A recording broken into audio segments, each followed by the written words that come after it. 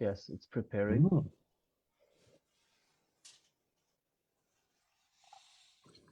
We're live.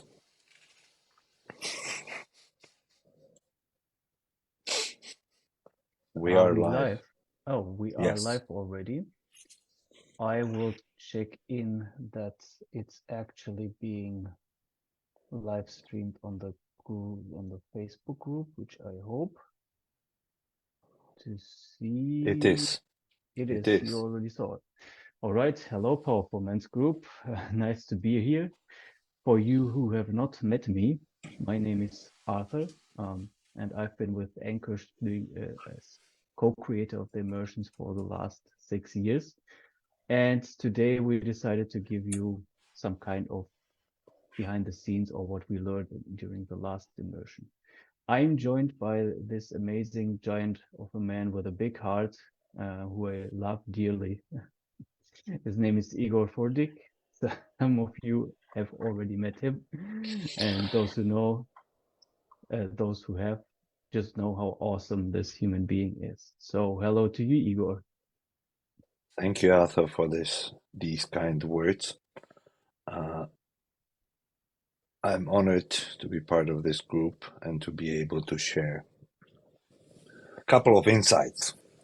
The motivation behind this is basically to keep the ball rolling with the transformations that Anchor started and people in the group were sharing.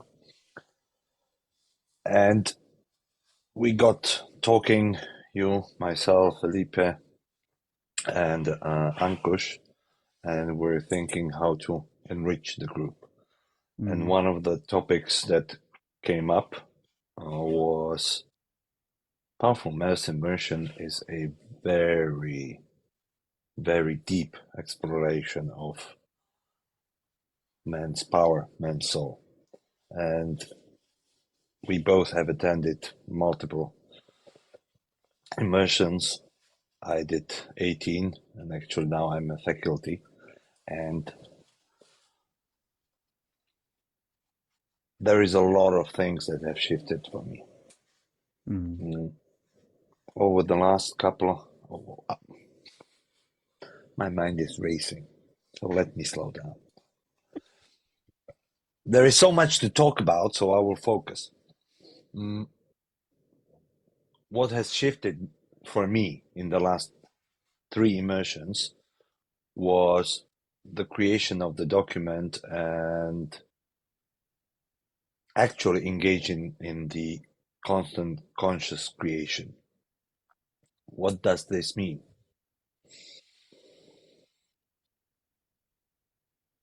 For me, this means that my persona, my ego, and therefore the world around me is not fixed. I am constantly creating it through the stories that I play in my head, through the language that I use. And I engaged in a grand experiment over the last couple of months, mostly recreating myself by stating and engaging in my document. For those of you who do not know what the document is, it's a very powerful tool that was introduced to the world through work of Steve Hardison, and it's basically a personal list of I am statements that since for the last 3 immersions, every single person who attends the immersion gets to create his document. So, coming back to the constant conscious creation, how I am experiencing it, I am speaking myself into the world through speaking my document. And what is even bigger for me is I'm speaking into existence my beautiful, gorgeous, amazing, energetic, sexy goddess and wife, Clara. You smiled at because you know the power of that. Mm. And what do I mean by that? I'm actually talking to my wife using these words. I'm creating her through speaking her into existence, speaking the pronouns, speaking the nouns. And it's a reminder both for me and for her that we're powerful creatures and the relationship was shifted immensely. Mm. So that's the thing that actually changed for me. And I would like to, this is one more thing that has changed. And I would like to read the creation that I'm creating my beautiful wife through. Yeah, This is absolutely. Go something that ahead. this is something that we have created on the last immersion. Clara gives me love, support, home, and port, and I give her my everything. Clara has very keen eye and gently nudges me to action where I need. Clara always has the best interest for me in mind and also for other people that are close to me. Clara is a rock, an island in a rocky sea, always providing a safe harbor. Clara is like a river, always moving forward, always exploring new lands. Clara is free from past and always takes the extra effort to start afresh in every moment. Clara is able to create everything out of anything. Clara is always living in the moment and is able to create wealth with just a thought alone. Clara is always able to adapt, and she constantly is looking for personal growth. Clara is the excellent wife for me, the Igor, and is able to instantly return back to her soul, thus bringing us ever closer.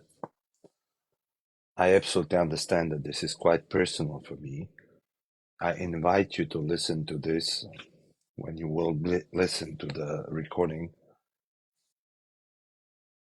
in relationship with either your wife, your partner, or somebody whom you are dating. How much love you actually express towards her in words. I can guarantee you that this shift Hmm. and you creating your partner through words, actually through speaking to her and to yourself, will change your relationship. Wow. Just wow.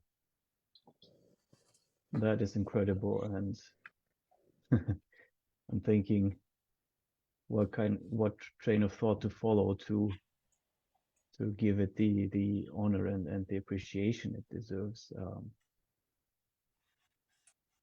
And maybe I'll give an example how I see people talking about their partners or how I see myself talking about other people. So my first question to the audience would be, which is more a rhetorical question, who has now, what kind of picture do you have of Clara, Igor's wife, right? And imagine sitting next to somebody who says, my wife is always complaining. She always annoys me. She's always nagging. She's not loving. She's not beautiful. Da da da da da. And imagine the impact it has. Well, at least to the outer world, right? Because we're listening. But can you imagine that there's an impact that this kind of thinking, this kind of speaking has an impact on myself, on how I see that person, my wife, my coworker, my whoever. Like I said, it's a more rhetorical question, and I'm making a point here because it's one of my learnings. Language creates, and so why do we not use it to create something beautiful, to create ourselves with our document, to create our relationship with our partner, to create our partner in the best possible way. Right, and I can speak from my perspective, which was one of my shifts in this immersion. I think I've only started actually grasping, actually looking in the area of how language creates. I don't know, maybe probably just when we started creating the document. Before that, and it has been a running gag. And both Ankush and Igor sometimes said it to me, Arthur, you're not a special snowflake. In a way, I viewed myself as that, and I had a misunderstanding that, yeah, people use language. I don't need it. I just need to find the right actions. I just need to find the right habits, and my life will sort itself out. And part of the thing that I'm doing right now is allowing myself to align thinking, speaking, and doing. Right, and only then I understood that, or I'm starting to understand that the language I use has a massive impact, both on how I show up in the world and also on my thinking as well. It's kind of the connecting factor between my thinking and my doing out there in the world. That's something that I realized just now. Arthur, thank you for brilliantly pointing out what we mean by creating through language. It's really speaking to the best possibility of the reality. What you pointed out with how I created Clara, my wife, and how you all now perceive her is a beautiful thing. We invite you, through what we shared, Arthur and myself, do a test. Create your life like, for instance, today is the best day of my life.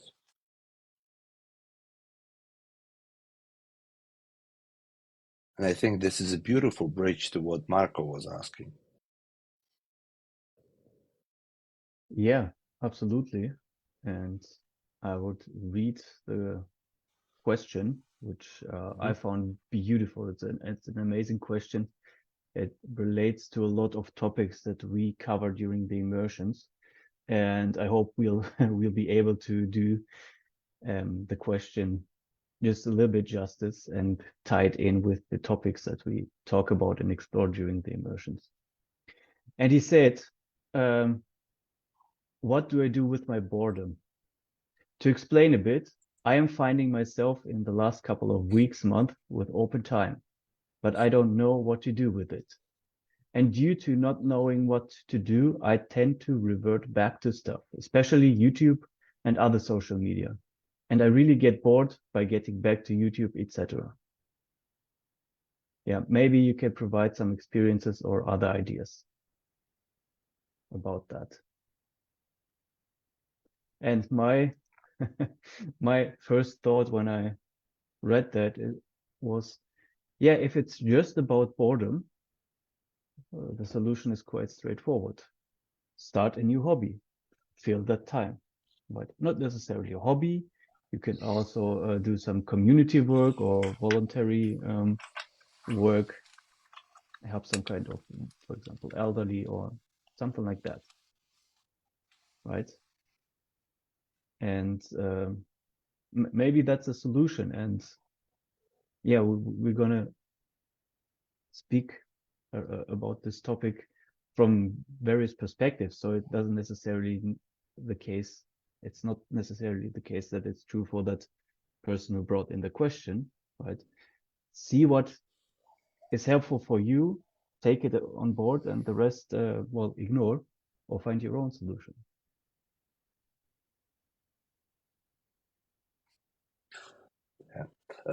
By the way, both Nick and Niraj joined, so hello, gentlemen.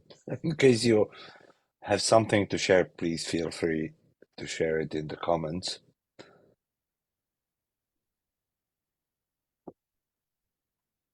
One more thing I wanted to add to what you mentioned with Marco.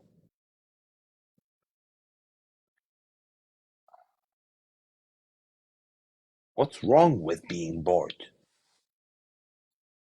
And what's wrong with being on YouTube? In my experience, I'm using similar pattern. I spend some time on YouTube and I found some beautiful content that I'm sharing throughout the world over the last couple of months. If I create my experience, I'm being bored, so I go to whatever site of your choice, and I'm bored on that site, what kind of experience will I have? Please listen to this neutrally. It's not that's wrong or that's right. It's just statement of the obvious.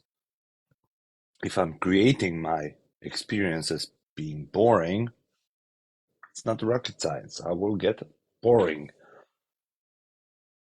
experience. If I would create my experiences, for instance, I'm curious what I can create in my life, or I'm curious what YouTube will bring me.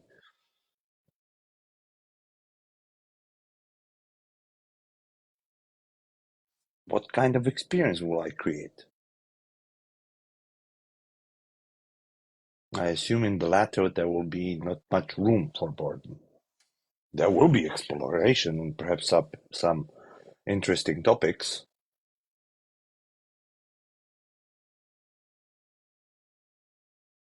So yeah.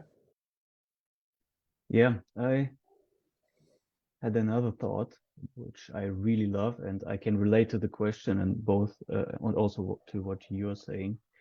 In the past, I used, and to a degree, I'm still using YouTube scrolling and surfing the web as, in a way, mechanism when I'm stressed, right? So I can relate to the feeling of I shouldn't be on the internet. I shouldn't spend so much time on this. I should find something better, right? And one of my favorite audios by George Prensky, who is a first generation three principles teacher who learned from Sydney Banks. And in his audio, Busy Mind, which I've probably listened 20 times now, he says, boredom is the sound of an overactive mind. And I can see myself, the more I'm stressed, the more I'm in this working. And then for some reason, it's one way to decompress, right? So innocently, it's a strategy to get back to calm, right? So if it serves a purpose, it can't be that bad. Yeah. And that being said, maybe that's also something that he says in his audios when there's a high performing business person coming to his village, and I think 1,000 or something inhabitants in that village, and that person is going like I need to do something, and can I have calls? Can I do this? Can I do that? And he goes like, no, be bored. I want you to be bored. Because in boredom, the mind goes into idle, and there's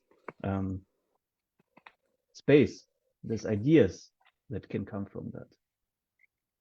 And one of the slight judgments that I had when I read that question, oh God, I would love to be bored at some point. I do so much stuff at the moment. I would love to have the time to be bored, which again, I caught myself and well, well, from a purely factual point of view, yes, I do more than usual. But I don't have the time for myself. I don't have time for boredom. It's again maybe something I create by thinking and speaking it, rather than allowing myself to, well, okay, I'm just a little bit busier than usual, right? And then what could come in is the conscious creation that you say. Give myself time to relax, give myself time for boredom even. Take a walk, have a good conversation, have a tea. And for me, from my experience, I would say that are way better strategies than surfing the web. Arthur, thank you so much for sharing. I absolutely doubled that. Boredom is an invitation for slowing my mind.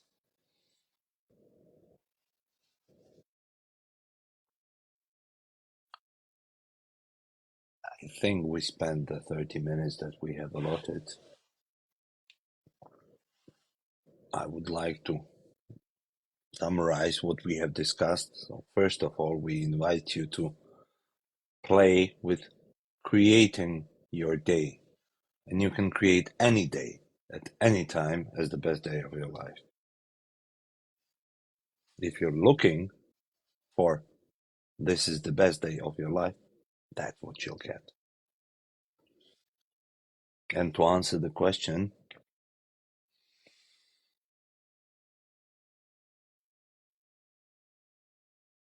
boredom is perhaps good. It's the label that I use to tag the boredom. That's the problem. So, anything you want to add, Arthur? No, that was a beautiful summary. Um, one of the lines in my document is, I am no thing, as from nothing comes everything. Right? That reminded me to, okay, if I allow myself to be in the nothing, then from there's a lot that can arise from that. So, yeah, I love what you said there about dropping the judgment about this boredom and yeah, take it from there. Thank you, brothers, for listening. I'm looking forward to checking for any comments or insights that you would like to share. Have a wonderful evening. Yes, you take care. Bye bye.